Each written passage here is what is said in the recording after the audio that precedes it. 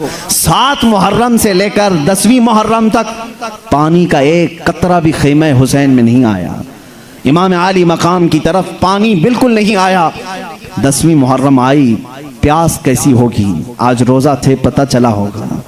जो लोग रोज़ा रखे होंगे या रमज़ान में रहते हैं उन्हें मालूम है, हम सहरी में खाते भी हैं, पीते भी हैं, फिर भी शाम के वक्त हलक सूखने लग जाता है। हलक में ऐसा लगता है कि कांटे चुभ रहे हैं।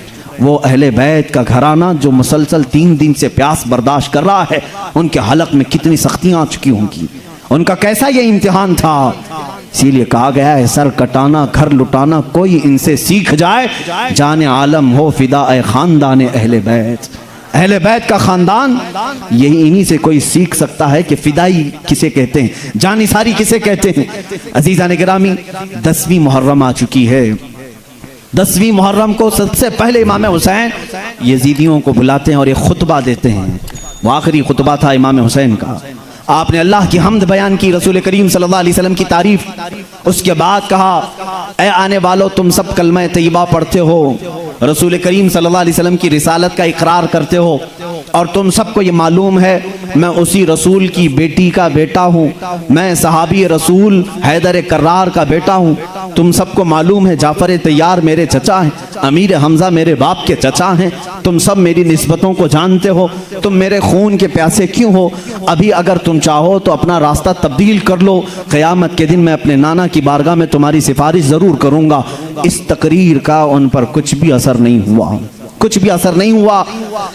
हुर बिन यजीद 1000 का लश्कर लेकर पहले से आया हुआ है। उसके बाद अम्र बिन साद 4000 का लश्कर लेकर आया, फिर शिम्र ने 10,000 का लश्कर उसमें मिलाया, और मजीद लश्कर होते हुए 22,000 का लश्कर हुआ।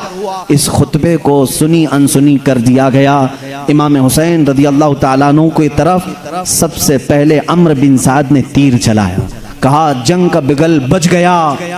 तो सबसे पहले हुर बिन यजीद सुबह के वक्त अम्र बिन साद के पास आया और कहा, अरे कमबख्त, क्या तू जंग करना चाहता है? नवासाए रसूल है वो फातिमा जहरा का बेटा है। अम्र बिन साद से कहा, क्या हकीकत में तू जंग करना चाहता है? अम्र बिन साद ने कहा, क्या करूं, ये मेरी मजबूरी, अगर ना मैं करूं तो मेरे हाथ से ईरान की हुकूमत चली जाएगी, मेरे हाथ से ईरान की हुकूमत चली जाएगी। हुर बिन यजीद सबको समझाने लगा, कूफियों को, तुम सबको मालूम है हुसैन ने जो खुतबा दिया यह हमारा इस्लामी खुतबा है। हम कैसे भला एक मुसलमान को कत्ल करना हमारे यहाँ जायज़ नहीं, नवासे रसूल को कैसे कत्ल करें?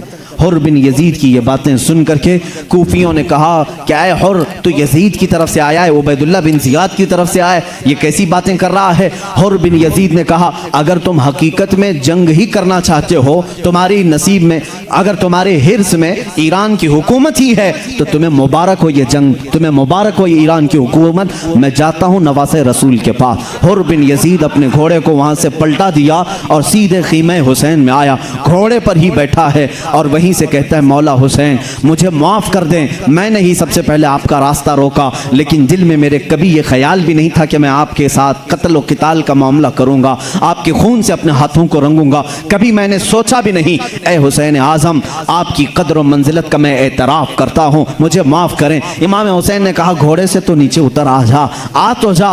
देखें अल्लाह कब किसका दिल बदलता है, कब किसे हिदायत नसीब होती है। उस हुर बिन यजीद तमीमी ने कहा, मौला हुसैन अब घोड़े से मेरे उतरने का वक्त नहीं, सबसे पहले आपके ख़ीमे की तरफ से मुकाबले के लिए अगर कोई जाएगा तो वो मैं पहला जाऊंगा।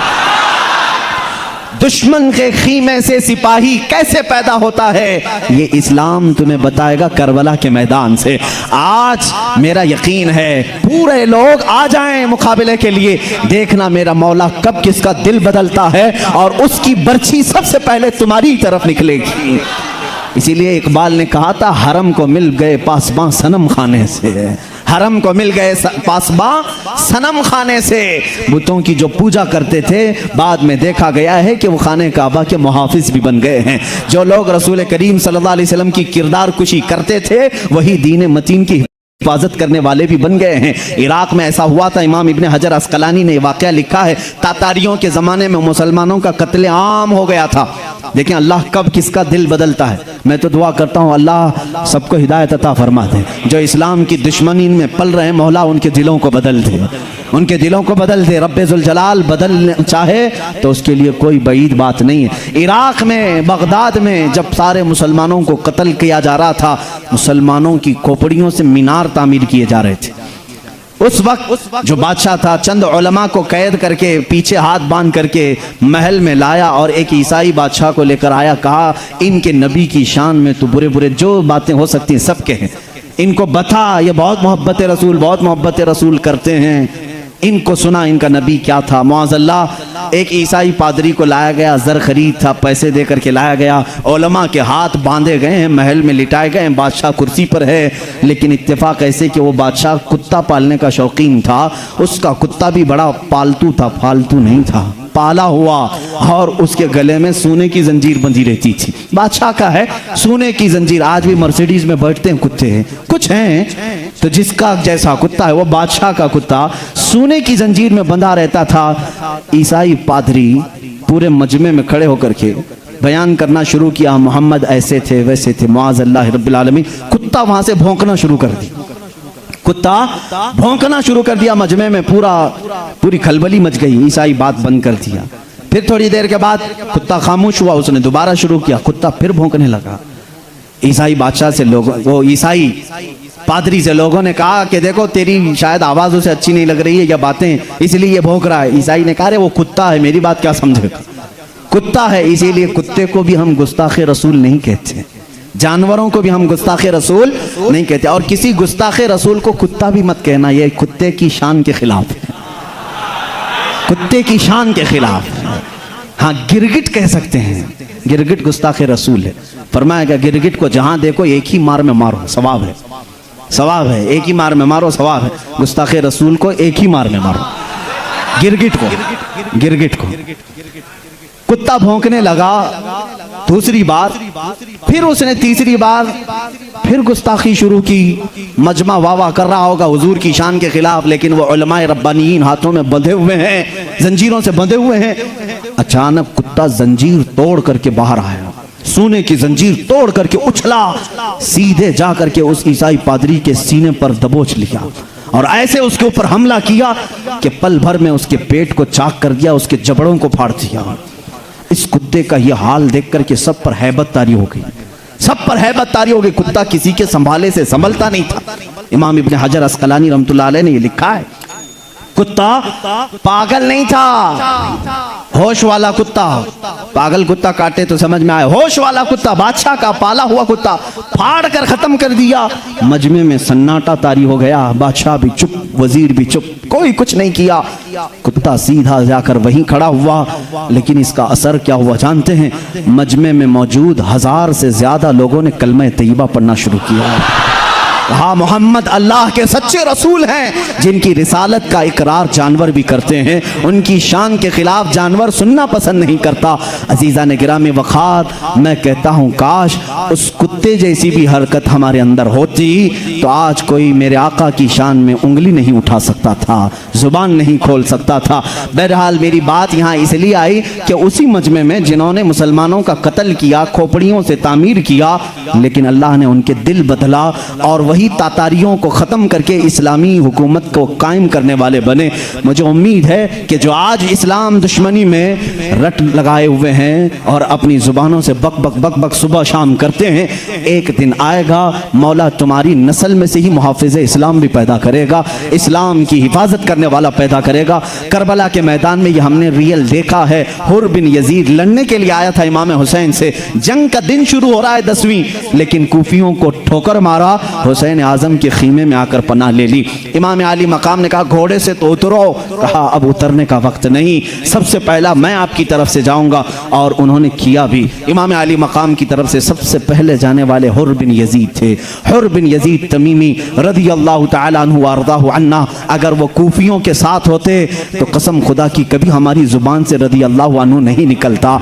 एक रात पहले तक कूफियों के साथ है। सुबह आए इमाम हुसैन की बारगाह में, ज़ोहर से पहले उनकी शहादत हो गई, लेकिन क़यामत तक के लिए रज़ियल्लाहु अन्हु बन गए। थोड़ी सी जिंदगी काफ़ी होती है मुसलमानों, थोड़ी सी जिंदगी काफ़ी होती है मौला की बारगाह में मकाम हासिल करने के लिए। एक रात पहले तक यजीदी है, सुबह हुसैनी हो गया, सुबह हुसैनी हो गया, दोपहर से पहले शहीद भी हुआ। लेकिन आज हम जब भी उनका नाम लेते हैं, मैं खुद उनके मज़ार पाक की हाज़िरी देता हूँ हर साल। मज़ार पाक पर हम खड़े होते हैं, यही दुआ करता हूँ, मौला चाहे जो भी हो जाए हमारे दिल न बदल, या मुक़ल्लिबल क़ुलूबि सब्बित क़ल्बी अला दीनिक, ऐ दिलों को फेरने वाले खुदा हमारे दिलों को अपने दीन पर हमेशा कायम रख। ऐ मेरे अजीज़ साथियों, नौजवानों, हुर बिन यजीद की उस जज्बे जिहाद पर लाखों सलाम, उनकी जवामर्दी पर लाखों सलाम। सबसे पहले कूफियों को ललकारते हुए आते हैं मैदान मुबारज़त में। इस मैदान जंग में कूफियों में से कुछ लोग आए मुकाबले के लिए, लेकिन वो सिपह सालार थे। सिपह सालार ने कईयों को मौत के घाट उतारा। कूफियों ने एक साथ तीरों की बौछार की। हुर बिन यजीद सबसे पहले शहीद होने वाले हैं। करबला के मैदान में शुरुआत इनसे हुई।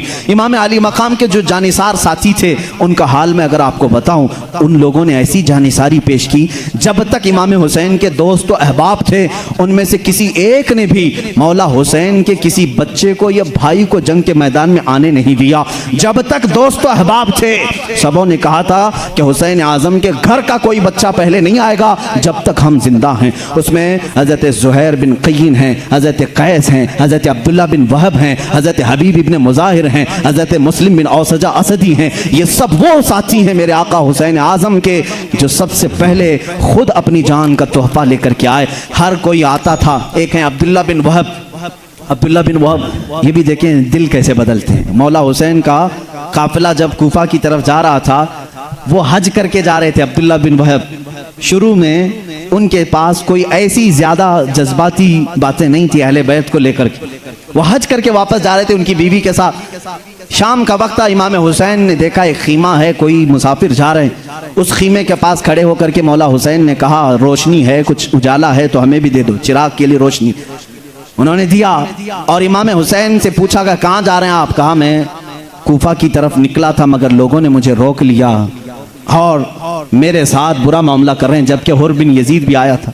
अब्दुल्ला बिन वहब से कहा, अगर तुम मेरे साथ आना चाहते हो तो आओ। अब्दुल्ला बिन वहब ने कहा, अरे नहीं, मैं कहाँ तुम्हारे साथ आऊँ, इस लफड़े में मैं नहीं पढ़ूंगा।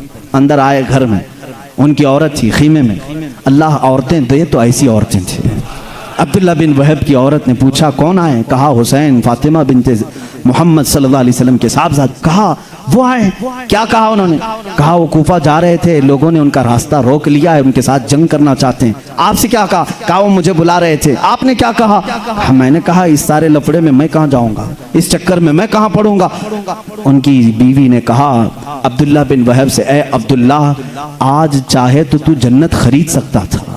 कितना बुरा सौदा करके आ रहा है। आज चाहता तो जन्नत खरीद सकता था। क्यों? हदीस नहीं सुना? अल हसन वल हुसैन सय्यदा शबाबी अहलिल जन्नह। अल्लाह के नबी सल्लल्लाहु अलैहि वसल्लम ने फरमाया, हसन और हुसैन जन्नती जवानों के सरदार हैं। जन्नत का सरदार तुझे बुला रहा है और तू जहन्नम की तरफ जाने की बात कर रहा है। बीवी ने कहा, जन्नत का सरदार बुला रहा है तो जहन्नम की तरफ क्यों जा रहा है? बीवी की बात असर कर गई। बीवी की बात असर कर गई। कहा, तेरा शुक्र है तू सही वक्त पर मुझे मशवरा देती है। और मौला हुसैन के काफिले में शामिल हो गए। उनकी औरत भी आई। ये करबला के मैदान तक साथ रहे। हुर बिन यजीद की जैसी ही शहादत हुई, दूसरे नंबर पर घोड़े पर सवार होने वाले अब्दुल्ला बिन वहब हैं। सबसे पहले आते हैं मौला हुसैन की बारगाह में। बड़ा जोश था, बहुत ज़्यादा जज्बात थे। इमाम हुसैन ने कहा, पहले तो तुम आना नहीं चाहते थे और आज सबसे पहले मेरे लिए लड़ना चाहते हो। अब्दुल्ला बिन वहब ने कहा, मौला हुसैन, किस्मत जाग गई। मेरी बीवी ने नेक मशवरा दिया। जिस रात से मैं आपके काफिले में शरीक हुआ हूँ, पता नहीं जिंदगी में कभी मैंने रात में ऐसे ख्वाब नहीं देखे थे जो हर रात में देखता हूँ। क्या देखता है? कहते हैं अब्दुल्ला बिन वहब, रोज आंख लगती है, फजर होने तक मैं जन्नत के बागीचों में ही टहल रहा होता हूँ। ये बरकत है आपकी। मैंने देखा आज खीमा हुसैन में आए तो मौला रात को ख्वाबों में जन्नत में टहलाए। जो आपके ऊपर जान निछावर कर दे, फिर वो कयामत के दिन कौन से बागीचों में हमें पहुंचाएगा। इसलिए मौला हुसैन, मेरा ये जज्बा बढ़ गया है, मेरे ये जज्बात बढ़ गए हैं, मुझे इजाजत दे दें। जैसे ही वो निकले, हजरत अब्दुल्ला बिन वहब पुकारते हुए, कूफियों को पुकारते हुए आए, ऐ कूफा वालों, तुम मुझे पहचानते हो? अपना नसब पूरा गिनाया। कूफा वालों ने कहा, हम तुझे नहीं पहचानते, हम तुझे नहीं जानते। अब्दुल्ला बिन वहब ने कहा, जो जो नहीं जानता वो सब सामने आ जाए, जो जो मुझे नहीं पहचानता वो सब मुझे मेरे सामने आ जाए। कल तक तक हो सकता है, मैं इतनों के साथ लड़ने की हिम्मत नहीं कर सकता। आज मेरी निस्बत फातिमा के लाल से हो चुकी है, तुम्हारे से बड़ा लश्कर भी आए तो मैं उसे दावत मुबारज़त दे सकता हूँ। ऐ गयूर नौजवानों, हमेशा ये हुसैनी किरदार है, क्वांटिटी को से देख करके कभी खौफ नहीं खाना, डरना नहीं। अब्दुल्ला बिन वहब घिर गए उनके मजमे में। और देखो तो सही, कूफी जब हमला आवर होते थे तो टिड्डी दिल, एक के बाद दूसरा, दूसरे के बाद तीसरा। जंग का उसूल ये होता था, एक पहलवान आए तो इधर से भी एक पहलवान आए, उधर दो आए तो इधर से भी दो आए। लेकिन बाद में ये उसूल तोड़ देते थे ये बुज़दिल्लो, जब एक से इनका काम नहीं चलता तो 10, 20, 30, 40 भेज देते थे। हजरत अब्दुल्ला बिन वहब के ऊपर इसी तरह 40 से ज्यादा लोग हमला आवर हुए, लेकिन मजाल है उनको कोई हिला सके। क्या हुआ जानते हैं? जो खीमे लगे होते थे लकड़ियों से, खीमे लगे होते थे, अब्दुल्ला बिन वहब देख रहे हैं उनकी बीवी खीमे की लकड़ियां उठा करके मैदान में आ चुकी हैं, खीमे के चौब लेकर के आई हैं। अब्दुल्ला बिन वहब घोड़े पर हैं, वो सिर्फ खीमे की लकड़ियां अपने हाथ में लेकर कूफियों के पेट में मारती जा रही हैं। लोगों ने कभी किसी औरत को जिहाद करते नहीं देखा था, मगर खीमे हुसैन की तरफ से आई थी। अब्दुल्ला बिन वहब ने घोड़े पर बैठ करके कहा, खातून तुझ पर जिहाद नहीं, तुझ पर जंग नहीं, जा तू अपने खीमे में। उसने कहा, अच्छा मशवरा मैंने दिया था, मशवरा मैंने दिया था, शहादत तुम पाओ और मुझे महरूम करो। अगर तुम शहादत का मर्तबा पाते हो, साथ में मैं भी उसी मर्तबे तक पहुंचना चाहूंगी। वो खातून टस से मस नहीं होती। अल्लाह हमारे जवानों को ऐसी बीवियां अता करे जो हुसैन आजम की रसूल करीम सल्लल्लाहु अलैहि वसल्लम की शरीयत ताहिरा के लिए तकवीयत पहुंचाएं।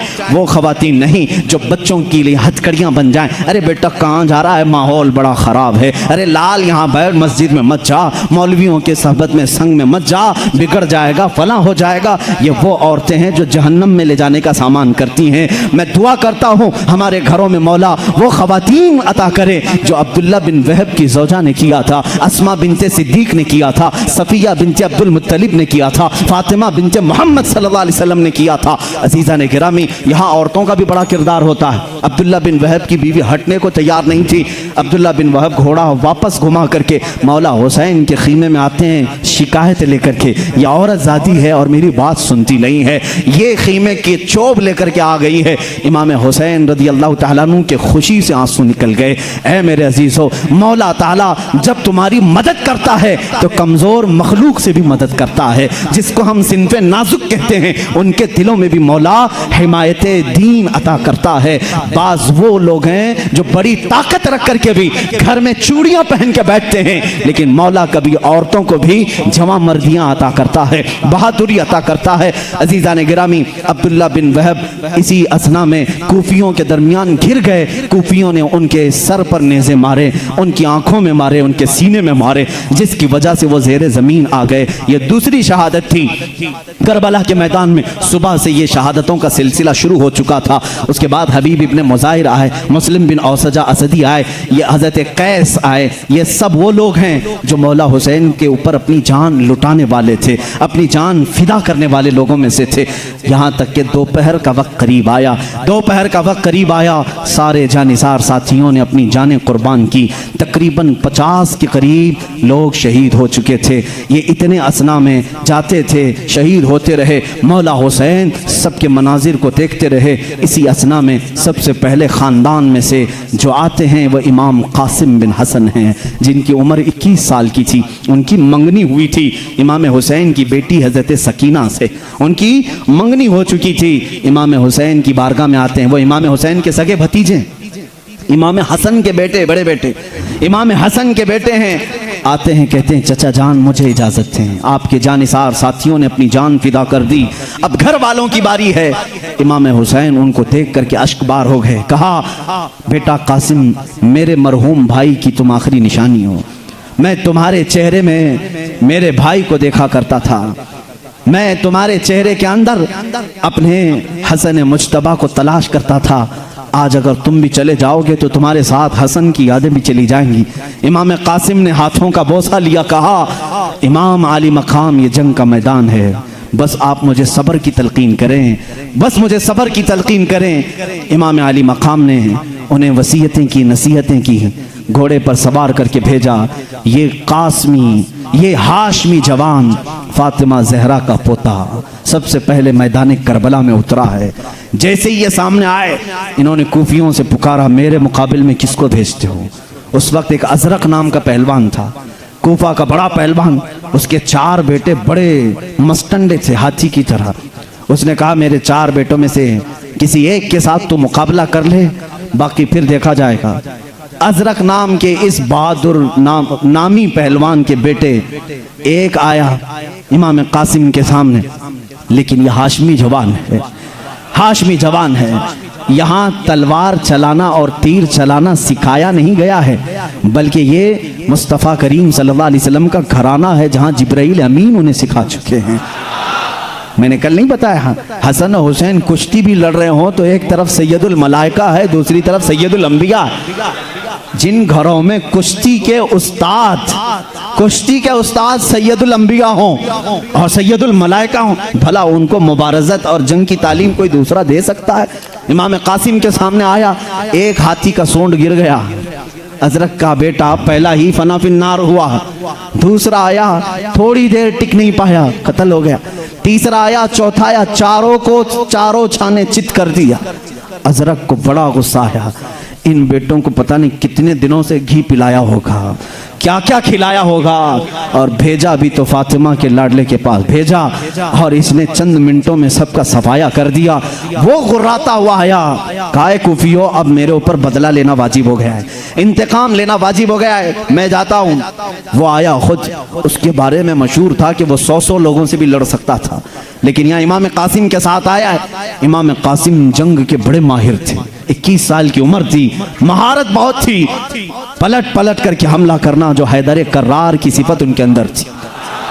क्यों ना होती, वो उनका खून था, उनके पोते थे हैदर कर्रार के। इमाम कासिम आते साथ देखा कि ये बहुत मस्त पील है, हाथी है, गुर्राता हुआ आ रहा है, और इसके साथ मुकाबला करने वाले डरते थे, मगर इमाम कासिम की पेशानी पर जरा बराबर भी खौफ नहीं। सामने आते ही रजजिया अशार पढ़े जाते थे जंग में, वो अपने मकाम बताता था, इधर वाला अपने मकाम बताता था। होते थे जंग के दौरान अशार पढ़े जाते थे जो सामने वाले को गुस्सा भी दिलाते थे। इमाम हुसैन के ये शहजाद, इमाम हसन के शहजाद इमाम कासिम उसे पुकारने लगे, कहा, मैं फातिमा बिन्ते मोहम्मद का शहजादा हूँ, हैदर कर्रार के घर का नूरे नजर हूँ, तेरी निस्बत भी तो जरा बता, तुझे किस माने जना है, भला तेरा भी नसब सलामत है या नहीं? उसे बड़ा गुस्सा आया, तिलमिलाया, मेरे नसब पर इसने बात की, अरब के लिए बहुत बड़ी गाली थी। उसने सामने आकर के कहा, ऐ लड़के, मेरी उम्र देख, और तेरी उम्र के तो कई बच्चे मैंने पैदा किए हैं, फला फला उसने अशार कहे। इमाम कासिम ने उसके साथ लड़ाई नहीं की। अल हर्ब खुदातुन, एक उसूल है जंग का एक उसूल है। उसको सामने आकर के कहा, मैंने तेरी बड़ी तारीफ सुनी, बहुत तेरे चर्चे सुने अजरक पहलवान के, बहुत चर्चे सुने हैं। वो खुश हुआ कि कूफा वाले तेरे पहलवानी के जौहर सुनाते हैं, तू जंग का बड़ा माहिर आदमी है, लेकिन तू फैलानत है तुझ पर, तुझे घोड़े की नकील तक बांधना नहीं आता, तुझे घोड़े की नकील बांधना नहीं आता। किसी पहलवान को अगर यह कह दिया जाए कि घोड़े की नाती बांधना नहीं आता, तो वो जंग का सिपाही भी नहीं कहलाता। उसको इतना बड़ा ताना दिया अजरक पहलवान को इमाम कासिम ने, वो तिलमिला गया, मेरे घोड़े की जीन और नाती का क्या हुआ? वो झुककर देखने गया, उठाया तलवार गर्दन पर मार दी। ये हल अरबु खुरअतुन, कूफियों ने देखा, इमाम कासिम ने अजरक का भी सफाया कर दिया। इसके बाद अब कोई पहलवान नहीं था, सबको ये हाशमी जवान फना फिन्नार कर रहे हैं। मैं कहता हूं, कूफी अगर एक एक आते थे तो सिर्फ तन्हा इमाम कासिम 22,000 के लिए काफी थे, 22,000 के लिए काफी थे। लेकिन वो टिड्डी दिल मॉब लिंचिंग करने वालों के बाप दादा थे, जो आज करते हैं वही किया उन्होंने। 100-200 लोगों का एक झुंड भेजा और तीरों से, नेज़ों से हमला करना शुरू किया। इमाम कासिम पर चारों तरफ से उन्होंने घेर लिया, नेज़े मारे, तलवारें चलाई, हर जगह हवा में तलवारों के चमकने की और लहराने की आवाज़ें आ रही थी। सारे लोगों ने इमाम कासिम को इतना जख्मी किया कि वह ज़मीन पर गिरे।